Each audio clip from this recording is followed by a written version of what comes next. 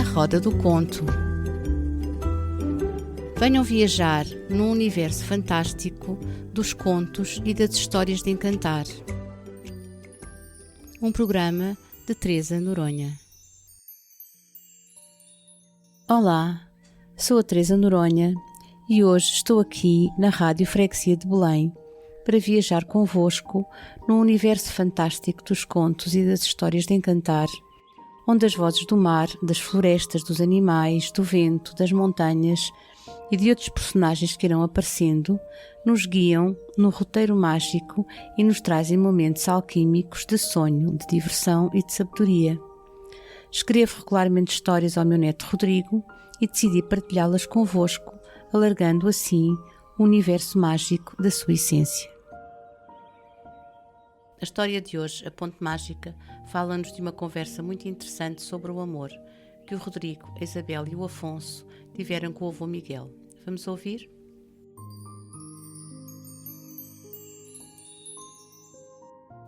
O Rodrigo, a Isabel e o Afonso eram grandes amigos e desde muito pequenos se habituaram a estar juntos. Adoravam as suas brincadeiras, os seus passeios pelo jardim do bairro, os seus lanches, normalmente em casa do Afonso, com muito carinho, preparados pelo avô Miguel, e as suas conversas prolongadas. Tinha chegado a sexta-feira e nesse dia as aulas acabavam mais cedo. Os três amigos tinham combinado ir para a casa do Afonso e montar o comboio elétrico que ele tinha recebido no seu aniversário.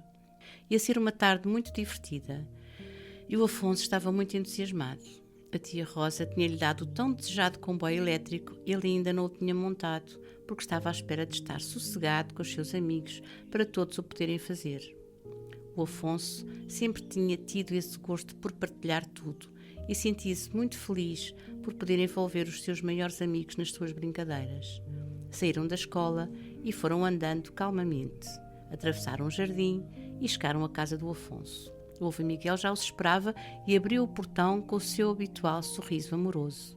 Olha os meus meninos, entrem, como correu a escola? Estão cansados?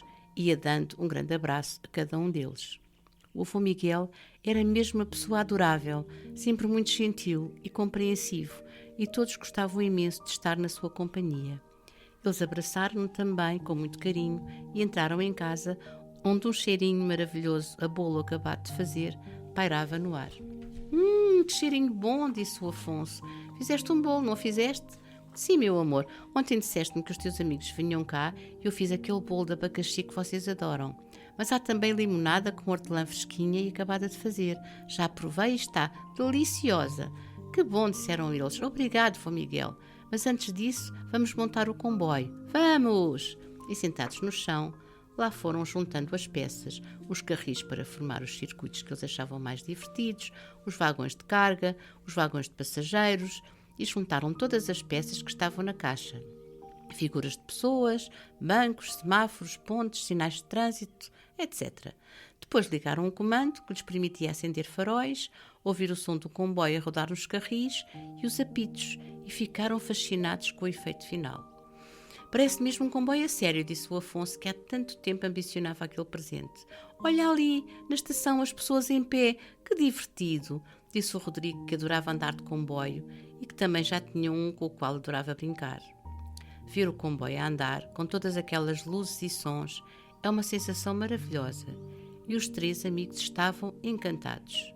Na cozinha, o avô Miguel seguia as suas conversas e as suas risadas enquanto lhes preparava o lanche.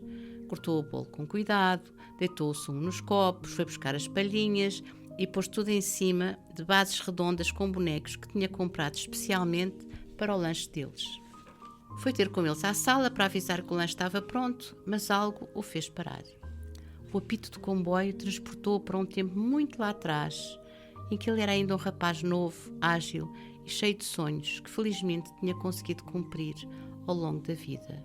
Aquele apito, e de repente reviveu toda a cena, como se estivesse a olhar para uma tela gigante à sua frente.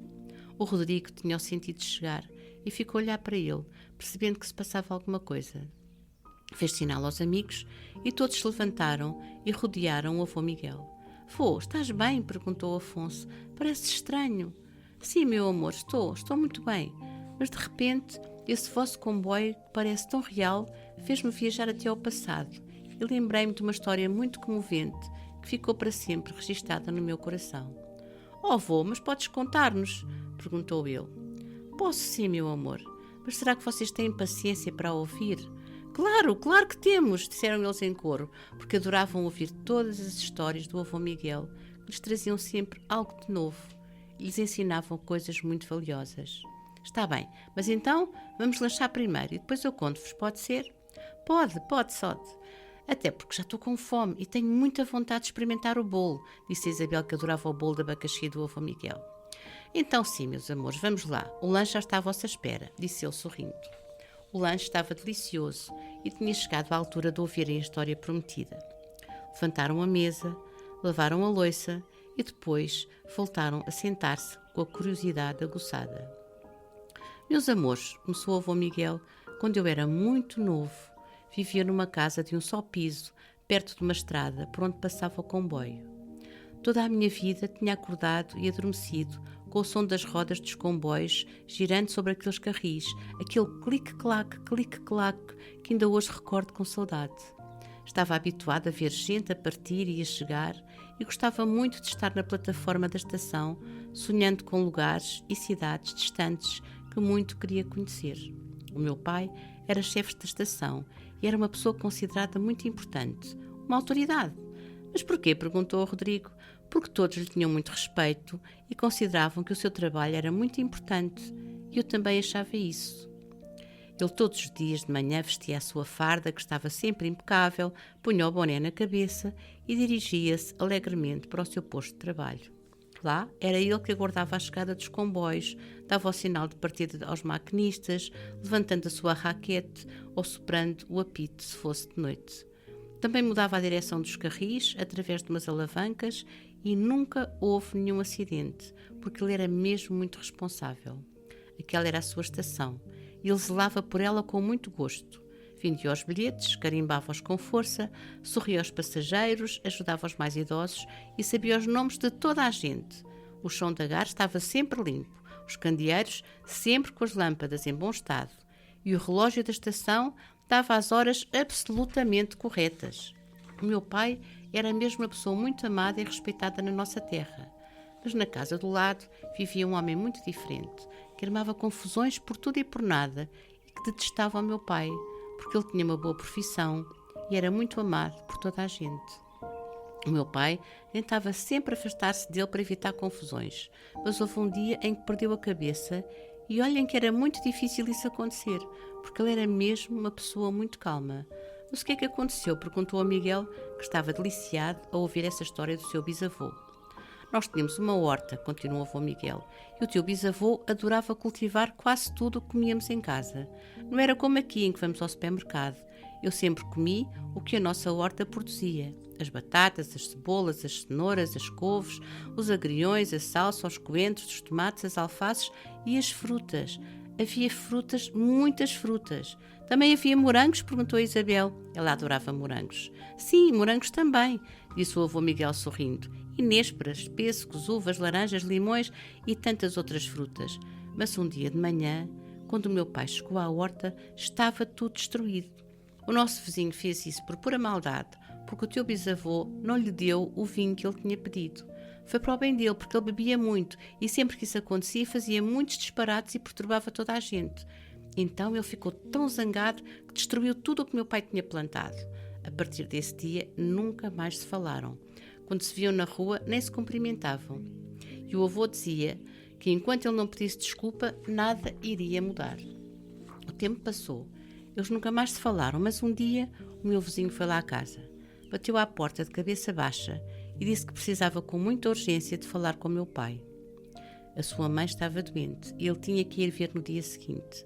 Os bilhetes já tinham esgotado para o próximo comboio e ele estava mesmo muito aflito. Pediu desculpa por tudo o que tinha feito, disse que estava muito arrependido e perguntou ao meu pai se o podia ajudar. Então o meu pai fez algo que nunca mais eu vou esquecer. Estendeu-lhe a mão, deu-lhe um abraço e disse que sim, que o ajudaria e queria falar com o maquinista para ele ir com ele e com o fogueiro, o senhor que ia sempre alimentando a caldeira com carvão e controlando o nível da água. Quando ele saiu, Eu olhei para o meu pai e vi-o muito emocionado. Tinha os olhos cheios de lágrimas, mas ao mesmo tempo brilhavam de felicidade. Depois pegou-me ao colo e disse-me que estava profundamente aliviado por ter acabado finalmente aquela situação entre ele e o nosso vizinho, e que não havia nada mais importante do que as relações entre as pessoas e as pontes mágicas de amor que elas constroem e as unem. Por ele ser tão gentil, bondoso e compreensivo, vivia muito feliz e as suas preocupações eram muito poucas.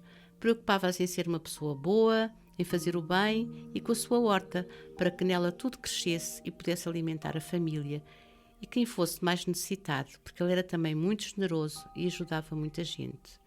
Oh, que história tão bonita, disse o Afonso, muito orgulhoso pelo seu bisavô que ele nunca tinha conhecido. Pois é, disseram os seus amigos, também muito emocionados. Realmente, as histórias do avô Miguel eram sempre maravilhosas, porque ele tinha tido uma vida muito virada para o bem e tinha sempre vários momentos bonitos que eu gostava de contar ao seu neto e aos outros meninos, que ele também já amava, como se fossem seus.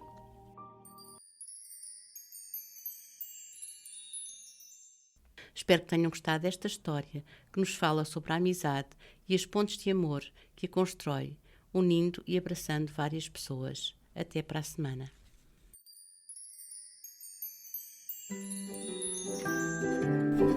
Eu sou a Teresa Noronha e esta foi mais uma volta na Roda do Conto.